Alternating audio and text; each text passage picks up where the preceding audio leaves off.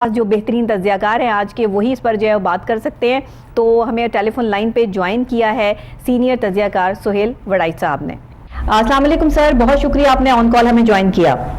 जी मेहरबानी जी, शुक्रिया। सर बताइएगा, वफाकी वज़ीर इत्तलात मरियम औरंगज़ेब साहिबा ने तो तोशा खाना स्कैंडल खोल दिया है। मेरा तोहफा मेरी मर्जी की बात हो रही है। तहाइफ कहाँ, किसको और कितने में गए, ये सारी चीज़ें जो है वो सामने आ चुकी हैं। आप क्या कहते हैं कि इतनी महंगी चीज़ें जो है क्या वज़ीर आज़म इसको सेल कर सकते हैं और क्या इसमें कोई सच्चाई आपको नज़र आती है?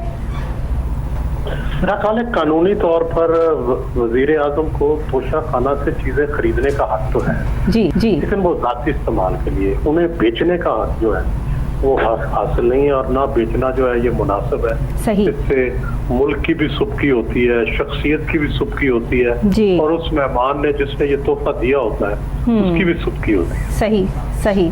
तो मतलब इस तरह आपको क्या लगता है सर कि इस बात में सच्चाई है, क्योंकि अभी तक ये साबित तो नहीं हो सका सिर्फ ये चीजें। वो तो मान चुका है, इमरान खान साहब खुद मान चुके हैं कि मैंने तोहफे लिए हैं और तोहफे बेचे हैं और वो उन्होंने कहा है ना कि मेरे तोहफे मेरा फैसला। बिल्कुल। तो सर ये इस तरह से ये सच है। सही सही। तो ये जो इमरान खान के एहलिया का एफबीआर में अंदराज हुआ 2018 में हुआ पहले, और फिर 2 माह में जो है तोशा खाना के अंदर 85 मिलियन का इजाफा हुआ सर, ये इस हवाले से क्या कहेंगे?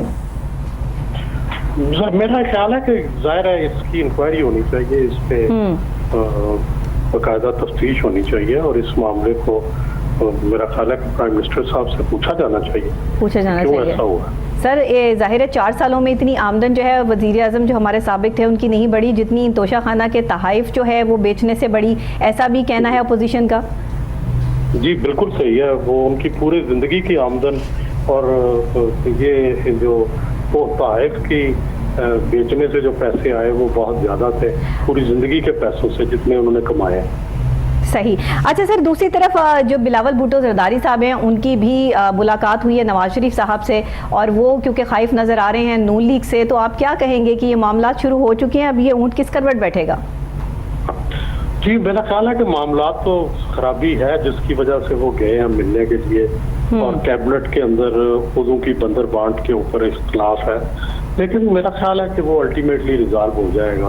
फौरी तौर पर तो रिजॉल्व हो जाएगा, लेकिन कि मेरा ख्याल है कि इस तरह की मखलूत काबीना और इस तरह की मखलूत हुकूमत का लंबा चलना ये मुश्किल है, क्योंकि इसमें भाग भाग की बोलियां हैं, मुख्तलिफ लोग हैं, तो ये इस तरह की हुकूमत का चलना वैसे ही मुश्किल होता है। सर आपको लगता है कि इंतखाबात अगर हुए तो दोबारा से इमरान खान साहब जो है वो वज़ीर आज़म की सीट पर होंगे? मुश्किल लग रहा है, मुझे लगता है कि वो वोट तो बड़े लेंगे लेकिन सीटें कम लेंगे। अच्छा, आपको ऐसा लगता है? तो सर क्या दोबारा हमें इन्हीं हुकूमत जो अब बैठी है इन्हीं हुकूमत के साथ जो है वो अपने मुल्क को देखना पड़ेगा? देखिए क्या होता है, क्या नई हुकूमत बनती है, क्या नया सेटअप बनता है, क्या नए लोग आते हैं, लेकिन बहरहाल मुझे तो यही लगता है कि पीटीआई को दोबारा हुकूमत नहीं दी जाएगी। सही। और जलसे तो बड़े शानदार कर रहे हैं, अवाम की बड़ी तादाद है उनके साथ, वोट बैंक उनका बढ़ेगा, उनकी वोट भी ज्यादा होंगे लेकिन सीटें कम होंगी। तो सर आप क्या समझते हैं इस तरह की हुकूमत जिस तरह की अभी पाकिस्तान में चल रही है कि पीपल्स पार्टी भी है, नून लीग भी है, JUIF भी है, ये सारी हुकूमतें हैं, इनकी सीटें भी हैं, मिनिस्टर्स भी अनाउंस हो चुके हैं, तो ये कब तक ये सिलसिला इस तरह से जो है वो बेनिफिशियल होगा? पाकिस्तान के लिए कोई बेनिफिट है इसमें?